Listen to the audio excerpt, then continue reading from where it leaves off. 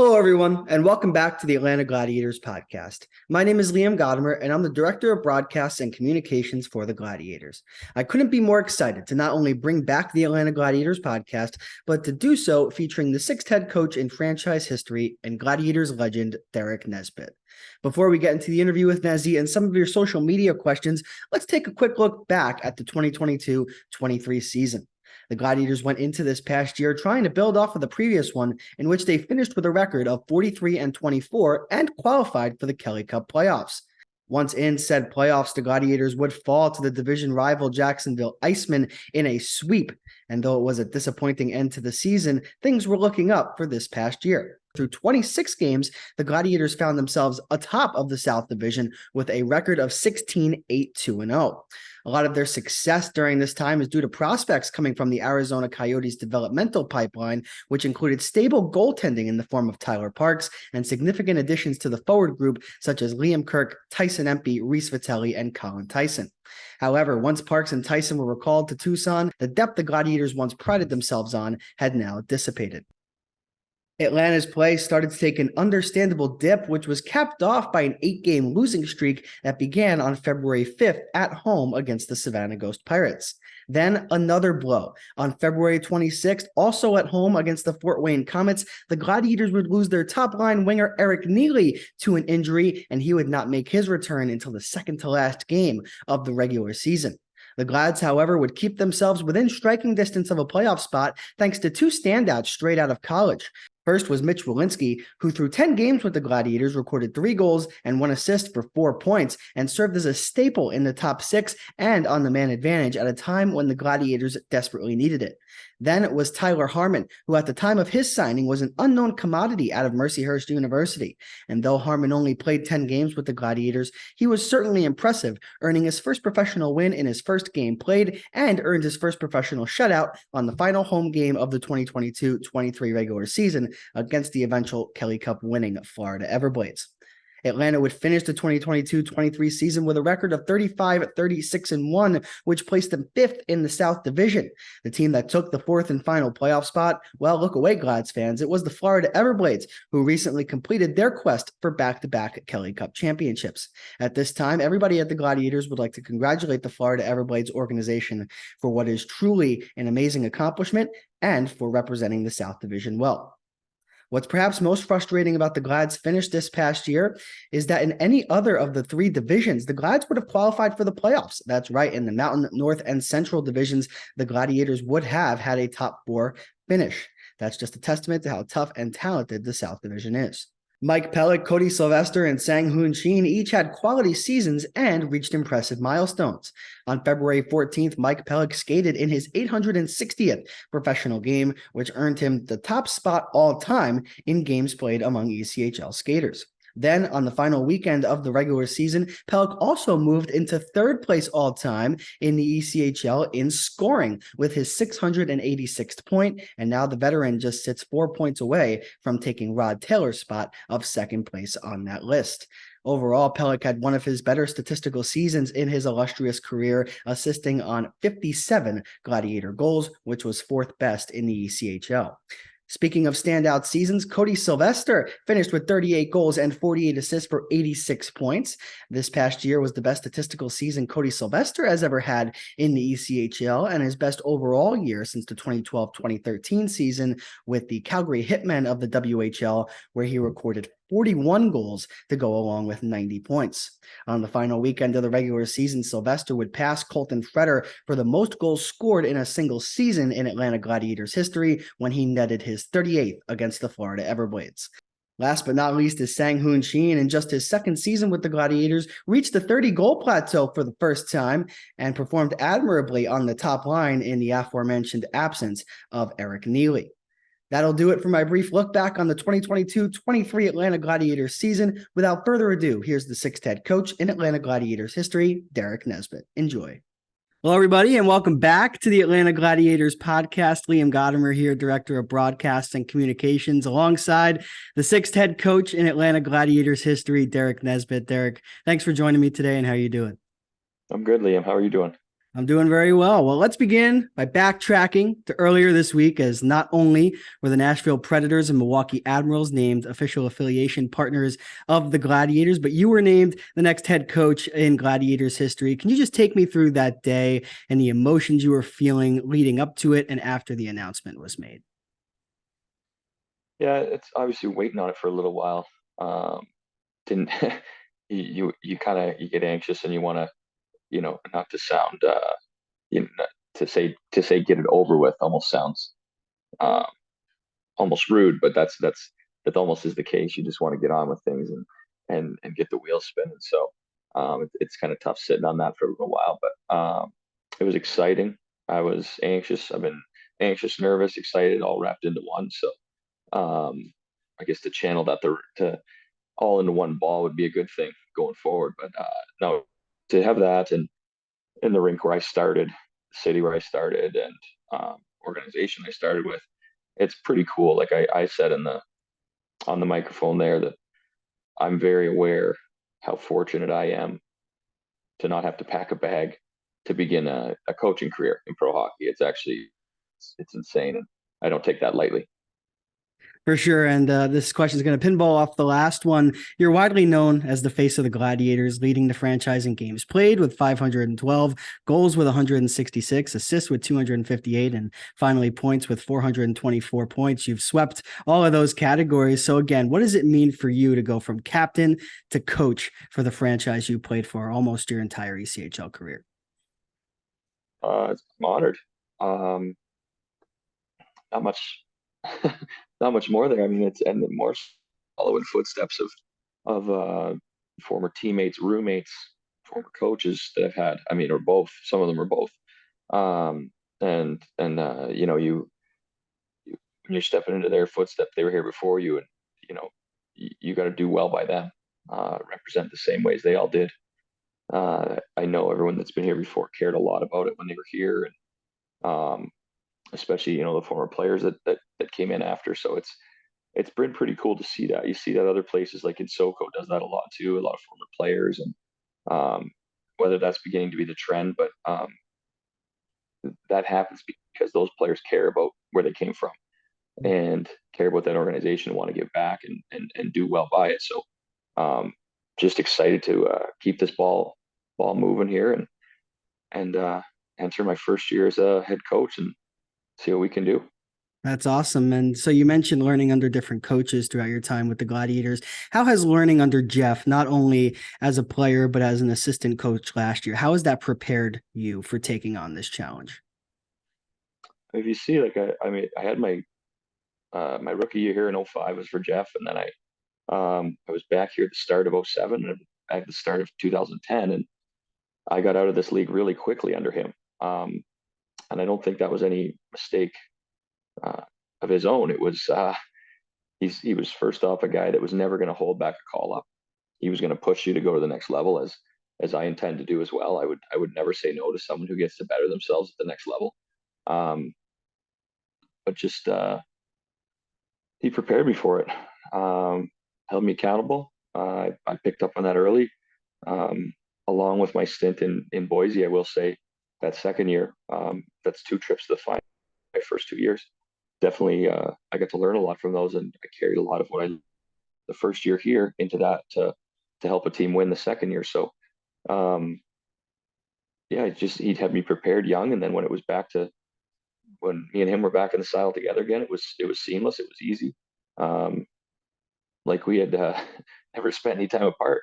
Okay, so now let's get to some social media questions, and we'll start out with Jared Brumet from Facebook. And I apologize if I get any of the last name pronunciations wrong, just going with the best I can. But he asks, how will your coaching style differ from Coach Pyle and in what ways? So, style, play, schemes, and Uh, I, not a lot of difference in like overall philosophies of just we're going to both demand that players hold each other accountable, that we're able to hold them accountable and they respect that.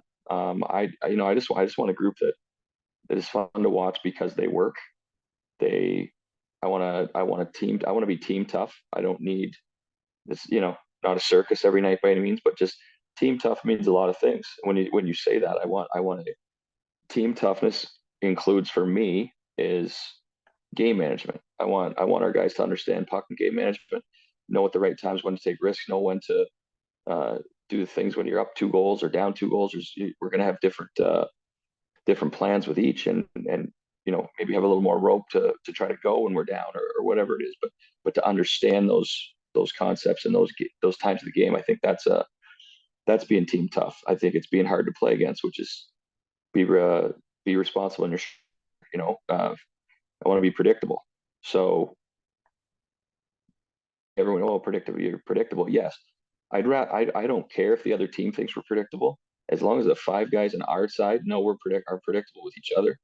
That to me, I think trumps that, because if our guys are all on the same page and know what their next move is each, then it's tougher to play against anyway, because you're moving in unison. So be team tough and structure, and stick up for one another. Just be there for each other, have each other's back, and again, hold each other accountable. Absolutely. I like that team toughness. I think that's going to be a good thing to implement into next season. And we'll get on to the next question now. Phil Wilds from Twitter. He asks, Coach, first, congratulations on your new position. And second, this team has the potential to have many players on it that you were teammates with during your last year as a player. What's that transition relationship wise like from teammate to coach with guys that you had played with previously? I mean, first off, you can't really be phony with them. You can't fool them. They know you as a player, and they know, and I think that you get to know someone a little better personally that way. Than if you try to be someone you're not. So, I mean, that's really it. Just don't change who I am. Um, I think they know me as someone who loves the game, loves to be at the rink. Um, I played that long because I had fun with it. Um, had a lot of respect for the game, and what it takes to be a competitive team and to win in this game. So, um, I don't think that's going to be lost on anyone. I think they understand that. They understand that's what I'm going to bring too. I want a fun, competitive atmosphere, that group of guys that want to win for each other. Awesome. And we'll get to our next question now. And this is a little bit similar to the first one I asked you, but a little bit different. Trent Broom from Instagram, he asks, how do you plan to structure your attack? Do you plan to have us play physical? And I know you already answered that, but really get after it on the boards, or more of a speed game, you think, or some of that dump and chase that we saw over the last few years as well? Again, without giving up too much, but Yeah, I mean, I watch a lot of hockey, and I know the term dump and chase gets thrown around like it's a bad thing, but Tampa did it and went to the Cup 3 times. yes, they did. They were doing it. Carolina's been really good at it. They're the best teams in the league. It's just not dumping it and getting rid of it. It's dump and go get it back. And when you can put teams on their heels that way, it's easier to play further away from your net. So the more we can get five guys away from our net with the puck in our hands, controlling it, then to me, that's what I'd like to look at. I'd like to look at five guys rolling around in the ozone, uh, working their teams till we're tired. We're getting changes in the ozone, and providing offense that way. Also, though, I'd like to see us. I'd like to get going off the rush a little more. I think you see some teams that can score off the rush in this league. It's just an added element. I think coming out of our zone together, I think uh, coming together and with five, our that D that makes that pass, the other one's got to be ready to go. So I want to see us getting that ice and controlling the puck, starting low in our zone all the way down the ice. Well said. And now a little bit of a fun one here. And this is going back to your answer a couple of questions ago about how you're talking about how you really just love to be around the game. Curious to know if this means if Derek will be leaving the ice for him and his work with youth hockey, or will you still have a hand in that? Nope, nope. That'll be someone else's role. That's a little Gotcha. too much going on now. I love my time there. Work with the kids. It's been awesome. It's really helped prepare for this too. At the same time, I have a 4-year-old who loves playing, and the sooner he's over there, I'll want to be there as much as I can with him to help him out. So that would be my involvement going forward over there. That's fantastic. And another fun question, and you don't have to answer this one, but this comes from Zach Saltzman on Instagram. Which color scheme do you like more, the Atlanta Gladiators or the Gwinnett Gladiators? Because I know you rocked the black and Well, red for years there. So yeah, but we still had that as Atlanta too, right? We had that up until 2018 or 19. So mhm. we had until we went to the other colors. So I like them both. I mean, for different reasons and whatever. I like um, there's obviously jerseys over the years you like probably a little better than the others. I know Jeff is not a fan of the baby blue, but we and a lot of the guys really like that Right. because it was more of a novelty. It was a the throwback to the Thrashers is cool. But the old ones, I like the black. I did like that. Mhm. Um, and the only thing I would change about the old ones is I always found the little diamonds around the bottom stripe. I found that a little cartoony for Mhm. being gladiators. I get there's something to it, but I always found that to be a little cartoony for our jerseys. If there's maybe different ways to sharpen those up and make those pretty sweet. But yeah, I'm not gonna do the political answer, and I like both for Very different good. reasons. There's some I like better than others, but we'll just leave it at that. Very good. And the Gladiators today, in conjunction with the ECHL, released its protected list from the 2022-23 season. So I'm wondering, from your perspective, what gets you excited when you look at this group of players that you're going to be able to lead next year? What's exciting about, the different guys you're going to be able to work with and how you're going to be able to implement your touch? Yeah, I mean, it gives us. I mean, having that many. I mean, you look at a team. We'll say it like Newfoundland, who has a ton of AHL one ways and NHL contract guys. Their protected list is pretty small, so they got to really reload. Where it's at our luxury teams like us that you get to pick and choose a little bit, and you're going to lose some guys, and whether you bring some guys back or not, or you find replacements, or other guys leave and go to Europe or sign American League deals, whatever it is, it's it's it's tough to take too much stock in protected lists. As you see from around the league, it's everybody, and as everyone knows, um, teams don't turn over in this league as much as they do in National Hockey League with long-term deals and stuff. So it's like I said, it gives us options. It's it's just going to be a fun process to build this team. There's some more deadlines coming up. We have some more moves to do, but until those come out, and this is the group we have right now, and we move from here, and things are ever changing in this league, as everyone knows. Mhm. But excited to see where we come to on opening day. Absolutely. And last question from me. Obviously, with the new affiliation announcement with the Nashville Predators and Milwaukee Admirals, the Milwaukee Admirals with a great run in the Calder Cup playoffs in the American Hockey League. Just what gets you excited from their developmental system in, again, just the players that you might be able to have access to from Milwaukee going into next year? Yeah, we don't know what names we're going to see, but it's the fun be a GM mode to go on and look at who you think you might get, but you don't want to say any names and Right. almost belittle some of them and think that you may see them. We have not had those talks specifically yet about any names we may see. They got a lot of stuff to do with the draft coming up and whatnot, agent signing period. So I'm sure that'll play out as the season goes, or as the summer goes. Sorry. And one thing I do know is uh, I know the coaching staff there in Milwaukee's done a great job. I've actually played with two of those guys that are good buddies of mine. There's two assistant coaches, it's Scott Ford and Greg Rallo, and I know that Carl Taylor does a really good job and did a great job in the ECHL for a long time too. So um, one thing I like is with them, there should be a lot of respect in this league from them. They had all come from here and understand how it works and have a relationship with me. So I'm hoping that when we're sent the guy, they're sending him down with the right message and understand what they're coming down here to do. That's fantastic. Well, Derek, thank you so much for taking the time. I appreciate it. Thanks, Liam. Yeah, my pleasure. We'll talk soon. You got it.